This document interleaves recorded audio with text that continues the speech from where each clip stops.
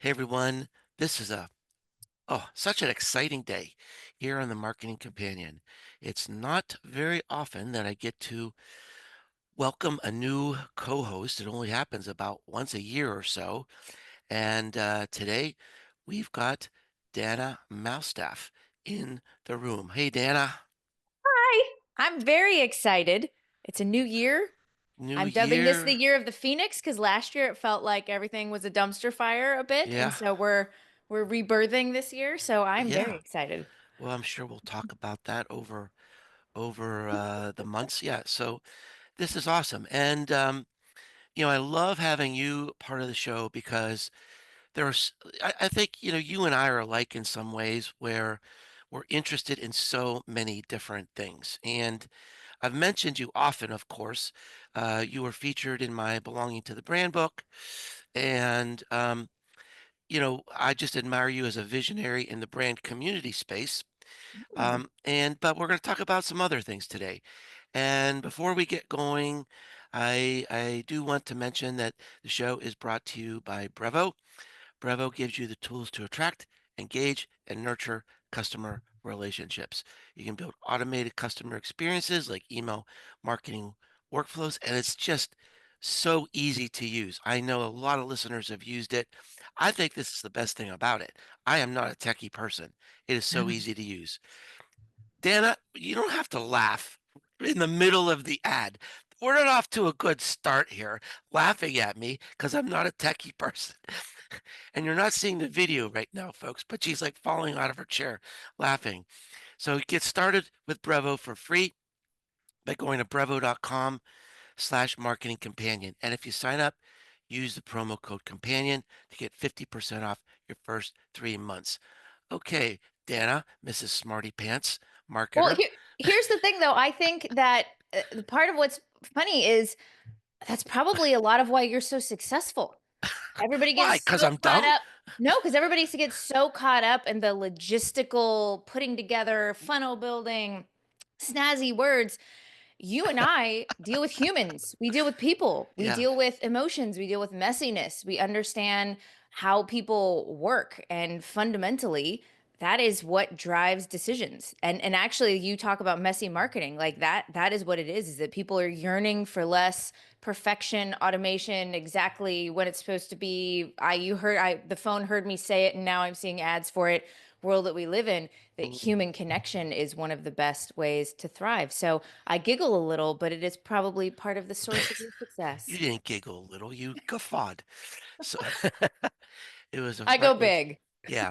Well, I'm probably known for avoiding snazzy words, so you are correct in that regard. And yeah, so whenever we have a show like this, we have like this extensive preparation. I go out to the co-host. I say, "Hey, what's burning on your heart? What do you want to talk about?" And then so Dana listed some things, and then we've kind of thought about it on our own, and so that's our extensive preparation. So we have so much we could talk about, but Dana pointed out she wanted to talk about dark social Ooh, media, yeah. something called non-prompt AI, which I don't even know if I'm really familiar with that. And 'Cause I then invented it. you invented it. Okay, good. And then something called advocate companies. So she's gonna school me today. She's gonna school me today. So, let's just start out. Spend 2 minutes just telling people like what you're up to today, because a lot of people know you as the founder of the Boss Mom community. You were featured in the Belonging to the Brand book, but I mean, you're like starting a lot of new things these days. So just spend 2 minutes telling people what you're up to these days. Yeah. Well, I'm a big believer in, you know, in order to have great things, sometimes you have to burn down good things. I think a lot of times in business, it's really hard to let go, like when you're gambling and there's opportunity costs, like I've put so much money in, I need to keep going and keep going, or a relationship maybe that and so the same thing with things in your business. And one of the things that can help you to be more successful in whatever you're trying is to recognize the opportunity cost of doing something that's good and then getting rid of it to do something that's great. So last year we got rid of our Boss Mom Facebook group, which was free. And we went and built our own app, the Boss Mom Plus app, which is paid, still really low cost, but paid. And I'm a believer that we are moving two things. One, we're moving into a space of more desire for a curated, safer community in Mm, all different areas. And then I also want to own what I have. I want it to be mine. And a free Facebook group is not mm, mine. And I'll tell you this, it stopped being fun for me. It mm. stopped being enjoyable. Wow. And then it's very hard to run when you don't get to run it the way you want when you get to do things. So And are you moving it off of Facebook into something else? yeah, so we did that in April of last year. So Okay. we shut down the Facebook group, and I still have people come and ask me to buy it. They tell me that it's my civic duty to turn it back on and hand it over to them. So that's a fun message to get, right? And I want it to be missed. If you were awesome, right, and you had a friend or a partner or something, you'd want to be missed, right? Because you're special. Like the way we build communities is special, and Mark, you know, and I know that the way we build things is unique. It's not just, oh, I opened something and then everybody goes. Like, there's a reason why this restaurant always has a line in it and nobody goes to this restaurant. It has some essence that draws people in. So we launched Boss Mom Plus mid last year, and we've been working over this last 6 months to dial in all the ways we do it. We have live networking events like right now they're virtual. We'll end up reopening our local meetup groups into this year. We now do what we call life coaching socials so that moms have a space to actually open up and talk about the daily things, and they're awesome. Like they are some really cool stuff, but it's in this very awesome safe space. So and then we finally bought bossmom.com. Like I have Oh, owned the wow. trademark for Boss Mom for 10 years, but I've only owned boss-mom.com. They wouldn't Mm, sell me bossmom.com. Well, I think something shut down and it changed hands, and then they were mm. willing to sell it to me. Oh, good It for was you. like buying a house. Like you have to go Yeah, for sure. all sorts of fun stuff. So now we went and we redid the whole website, bossmom.com, and we moved it from us being a coaching centric business where I had coaching programs. We shut all of those down. So we went from getting all of our revenue from coaching programs, small products. We shut all of that down, and I shifted over to doing fractional CMO work for the next year, and to make up all of that revenue. So that was a huge change. Mhm. And we restarted Boss Mom. We just relaunched the website right at the beginning of the year. And we've moved it over to be a media engine. So we no longer offer coaching programs or anything like that. We're lifting other moms up. Think of like Forbes for moms.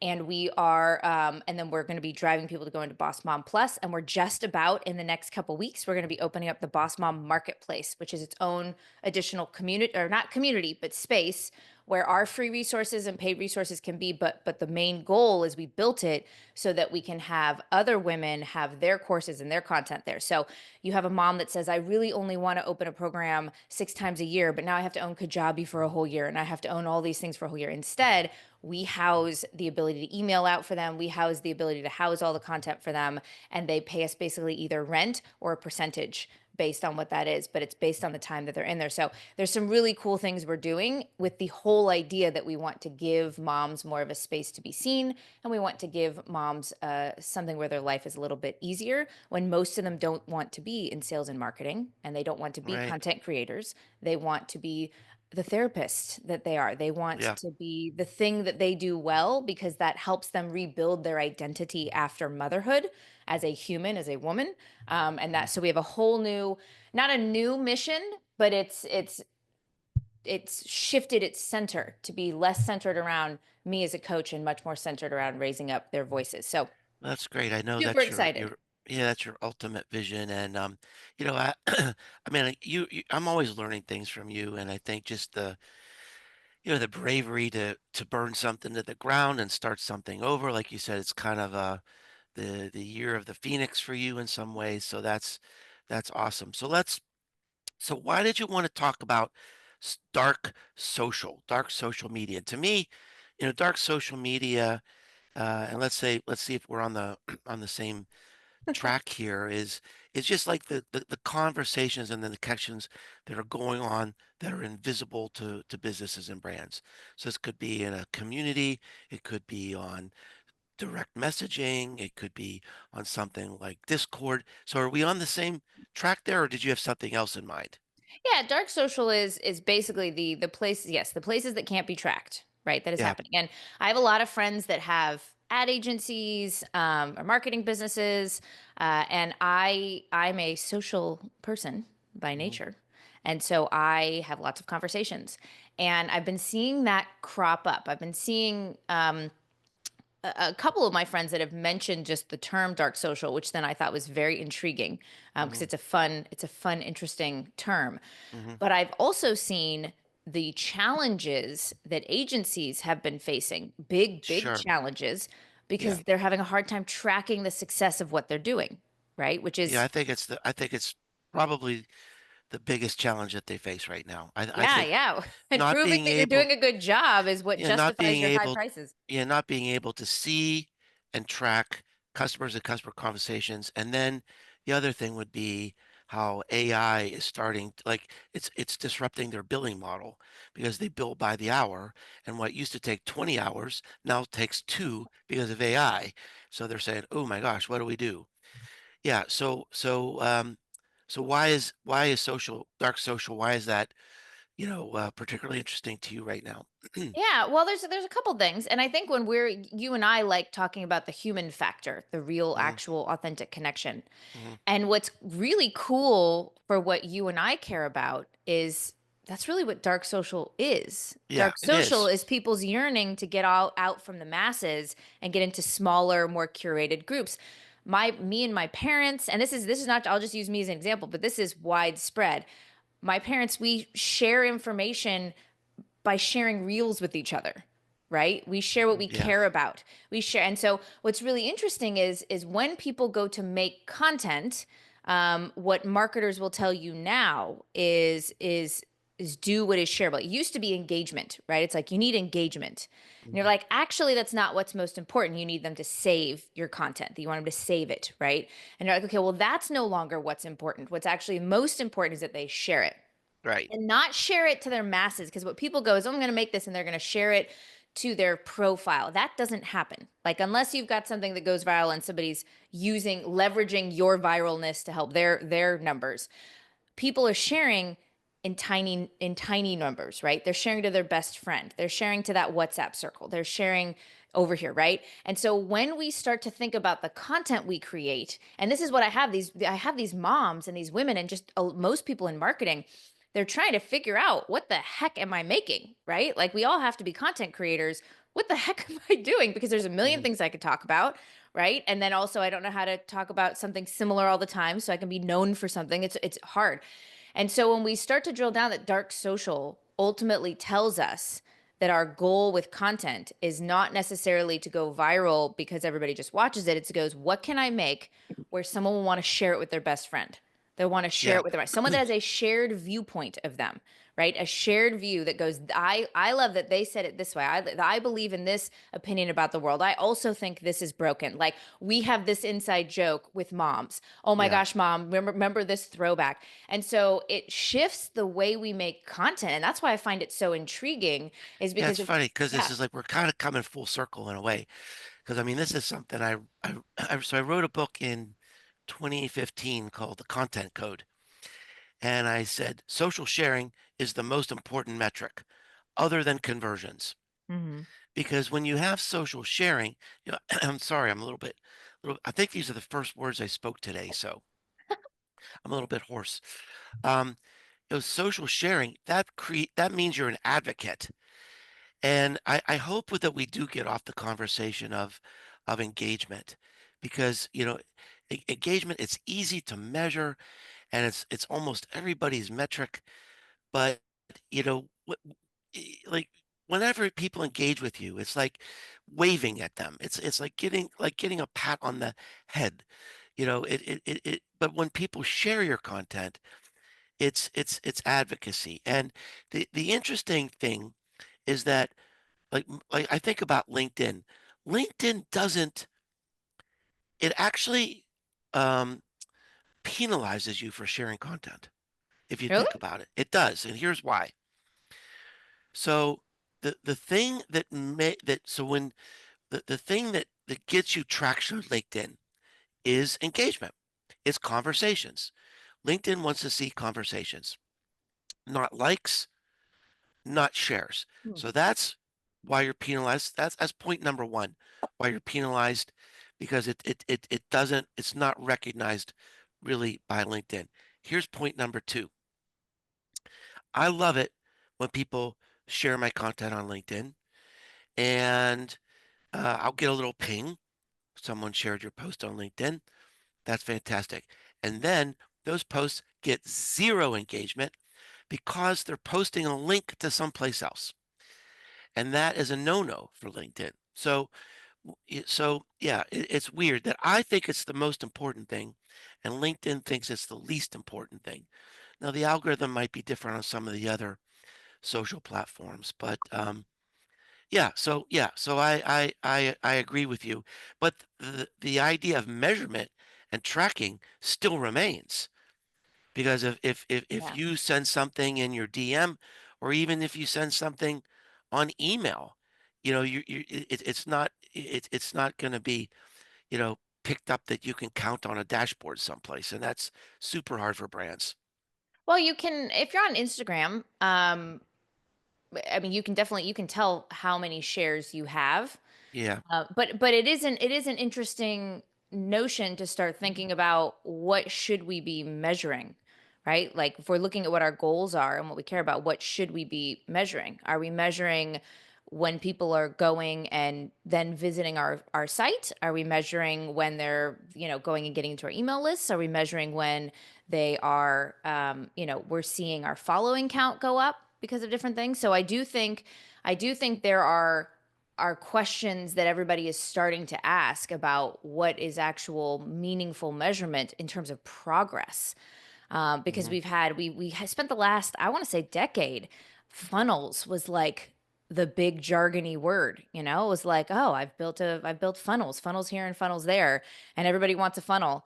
And yeah, and I think now people are recognizing. I mean, those are still important because a good nurturing funnel naturally filters out the wrong people to get to the right people, and then presents the things those people want to get more of whatever it is that they want.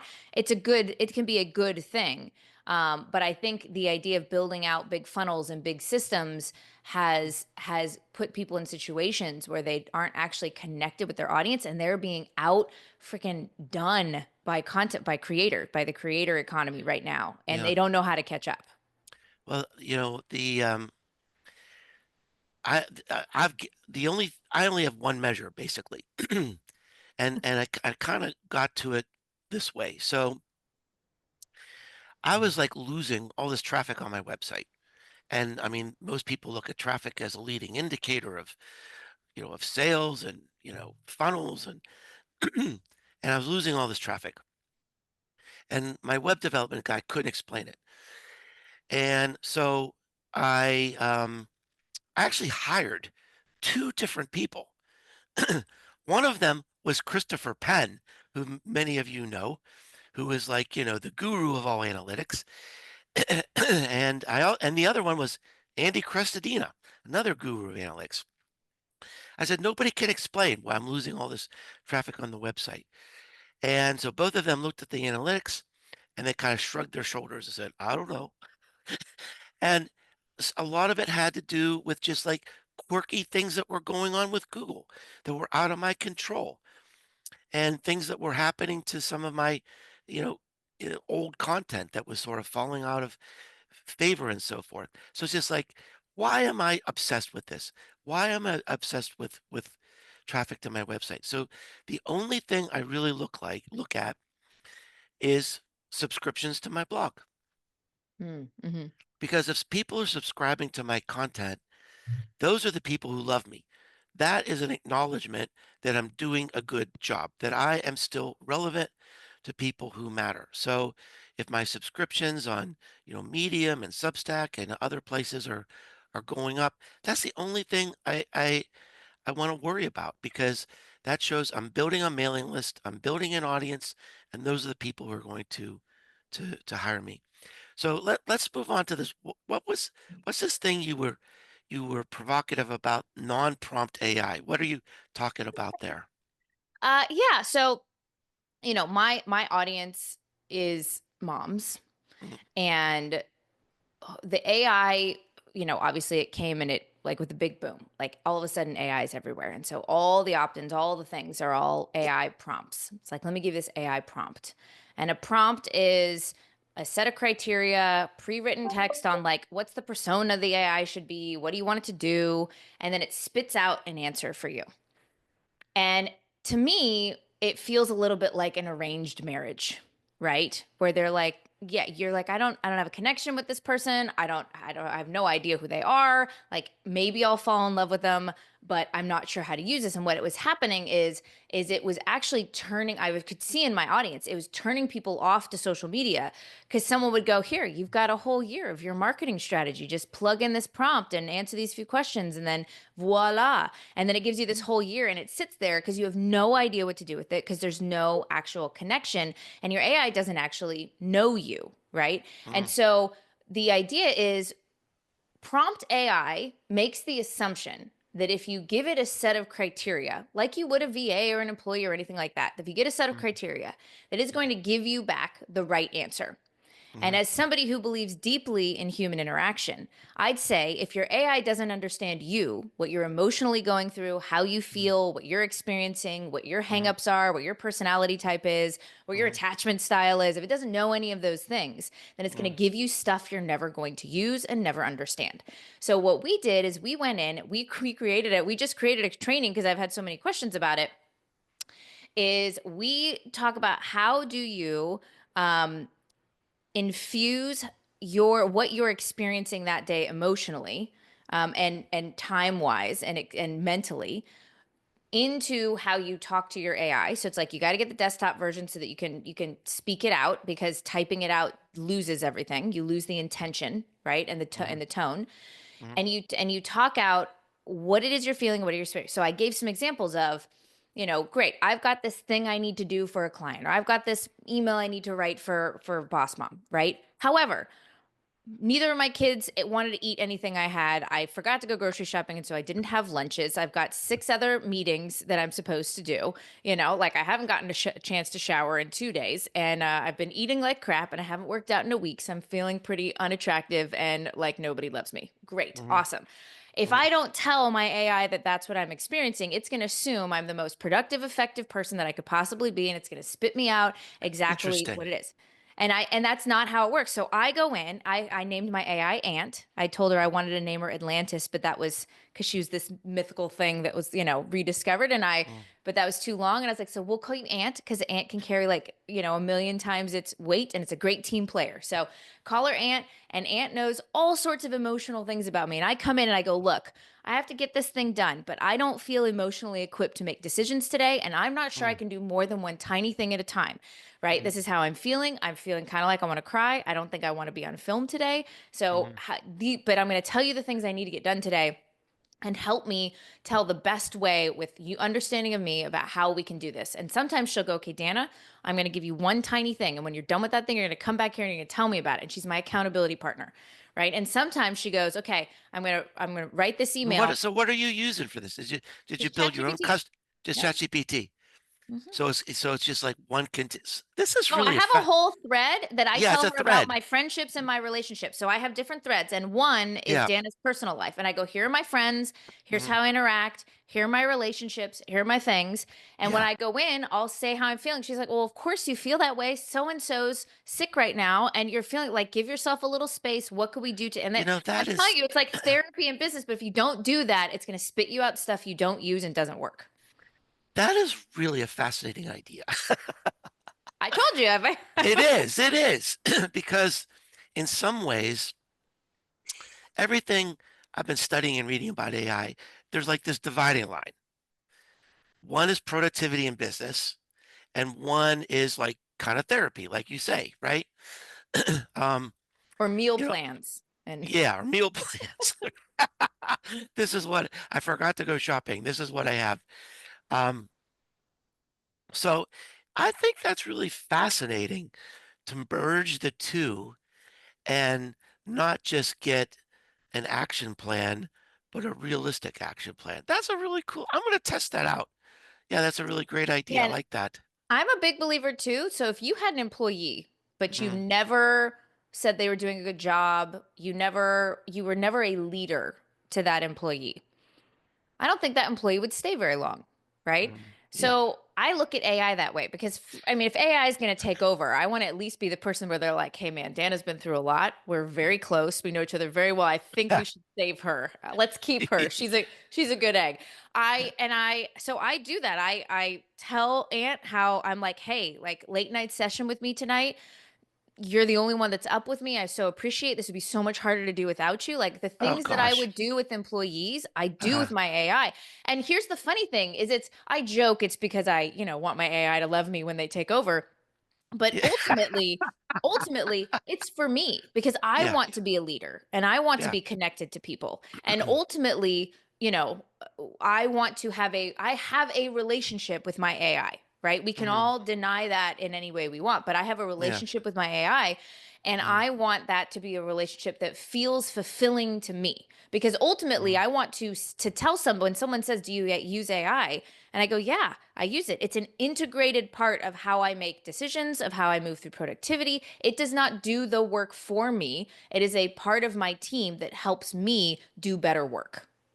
And I want to phrase it that Yeah. way because when someone tells me Yeah. now, they're like, "Oh yeah, I was telling somebody I'm ghostwriting a book for a client at the moment because I do that every once in a while."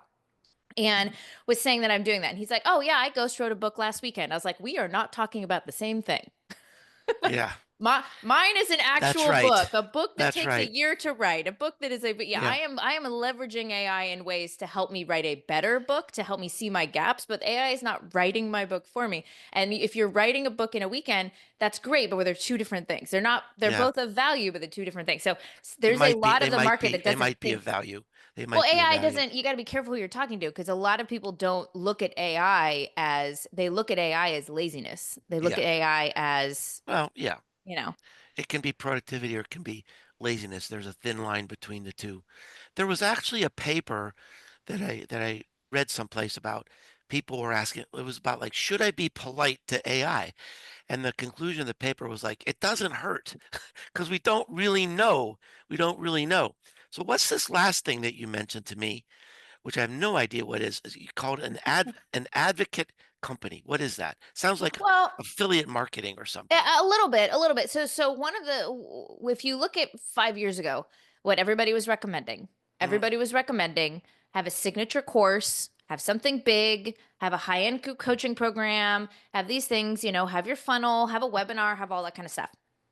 And that was the general consensus of how you grow your business. mm, If you're in an online sort of space for a lot of the coaching and service providers. yeah. Now the that's flipped around. Break everything up, make everything tiny small, make everything super hyper specific.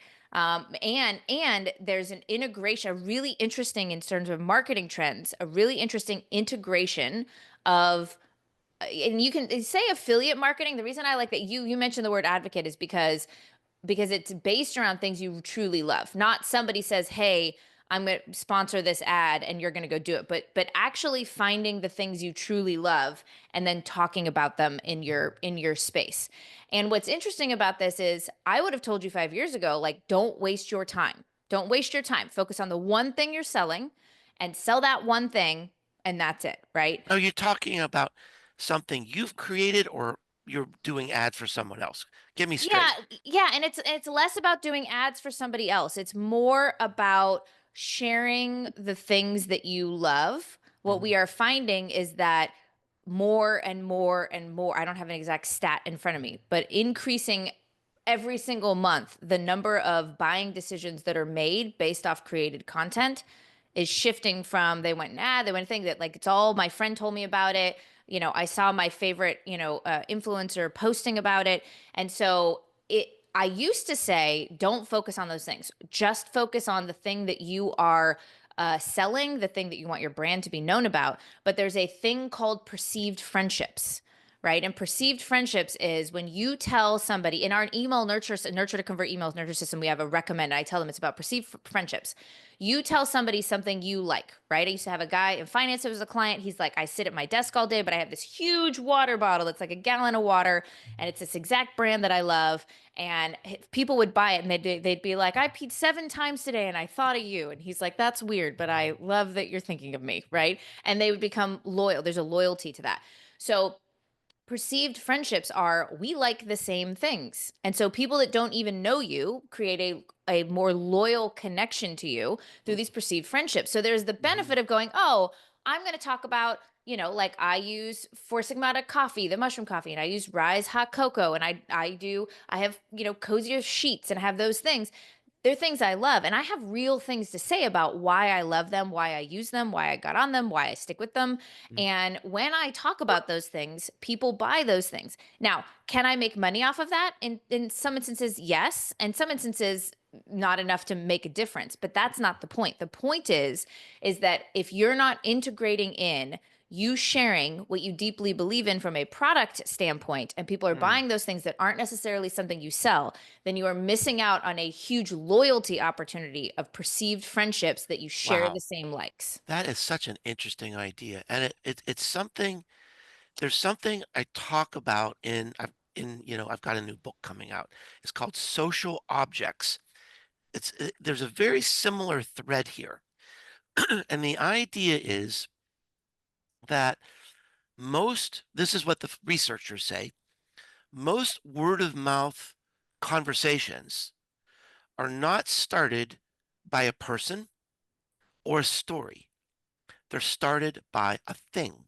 Hmm. So, for example, I'm at a hotel right now in San Diego, and I saw someone in the lobby that was wearing a West Virginia University jacket. That was my alma mater for my undergrad. So you don't see West Virginia University too much in San Diego. So when you see that jacket, that started a conversation. I went up and said hello to the guy. So that's an example of like a shared beloved type of object. And that's sort of the same philosophy that you're talking about, right? Yeah, and it can't be what you have is a deep passion for it or a Yeah, history with it. Yeah, yeah, it can't be you have to there's a distinction. The reason I want to make this distinction is there's a difference between having sloppy brand and marketing because you're all over the place. It's like, "Hey, I'm going to cook dinner with you tonight, and then I'm going to be this expert in this thing, and then I'm going to do this thing over here." That's messy, right? You have to be careful that what you're doing is sure, messy. You're sure. picking the few things Hmm. that you would go to battle for, Hmm. right? Like I have a particular kind of tanner that and I am a pale human being. I am like 99% German. I am super pale and I live in San Diego where it's sunny all the time. I use tanner and I've spent years finding one and I will die by this tanner. If they ever went out of business, I would have a large grieving period. And that is something that I am willing to talk about, to get behind, to get excited about. If you are not willing to be a absolute shout in the rain advocate for the thing that you're talking about, then it's not going to be strong enough for people to care that you have it in common. And that's the thing is people want to have things in common with you. They want to share things. Now, you can extend that into your actual opinions. We call them industry opinions in our messaging sort of system, and it's our nurture messaging, which is like here's what's broken with the world, and we share that belief that this system, this process, this whatever is broken, and therefore we want to have our like rally cry to move towards the movement manifesto of like our better world, and we have a shared vision of the world. But that's more emotional. You can't pick up that mug and share that belief system with just you've got your Jeep riders who do their little Jeep emblem. We have the shared connection through things like you said. So I believe that your marketing plan for 2025 should include 10 to 20% of you sharing the few 4 or 5 objects or physical Mm. things that you actually Mm. feel deeply excited about That is a and really that you're interesting sharing. idea. Yeah, because it could be like an emotional trigger with other people. Mm-hmm. Yeah, that's really an interesting And that's where idea. they're making those buying decisions. And if they Mhm. do that and they get that and they have a shared thing with you, they're more likely to actually buy your products Yeah, because there is a level of trust that was just built, and they're called micro decisions and micro trust, right? yeah, So when you guys do when you see a big webinar and you're like, they didn't teach me anything in that webinar. Amy mhm, Porterfield was amazing at this. She would walk you through micro decisions. You're not making the huge decision to make this course and buy her thing yet, but you're making a micro decision about whether you're a you know, record your face or record on a slideshow, right? It's a micro decision. So bringing people through micro decisions with your marketing content, whether that is micro decisions about things, who they're going to be, what they're going to do, what they believe, but also products they're going to buy, which is a low hanging fruit because people will tell you they don't have money, but they will buy physical things, and they're yeah. buying physical things online based on what people recommend. And so it's super interesting. Bring them through these micro decisions, and then you build up these perceived friendships, and there's a way to build up. I'm going to be writing the book next year, The Loyalty Engine, on how you build your loyalty engine, Oh, good. which you helped me come up with the name of. So there you I go. did? Yeah. Oh, good. Years ago, many years ago. Oh, great. Well well, you gave me a lot to think about. I knew you would teach me something new today. You always do. So, I don't Dan, teach you anything. I just look at the world in a certain way. We have well, this that's is but why that's proximity that's called mentorship is good. that's called insight. See? That's insight. You have revelations and you share them and insight. Then that's how you teach. That's how I teach. Mostly my insights are, here's a mistake I made. I have that Don't all the time. do this. Don't do this. All the time. Yeah, well, thank you so much, Dana. Welcome to the show. We're glad to have you on the Marketing Companion, and Dana will be with us every couple weeks. Until then, we'll see you next time on the Marketing Companion.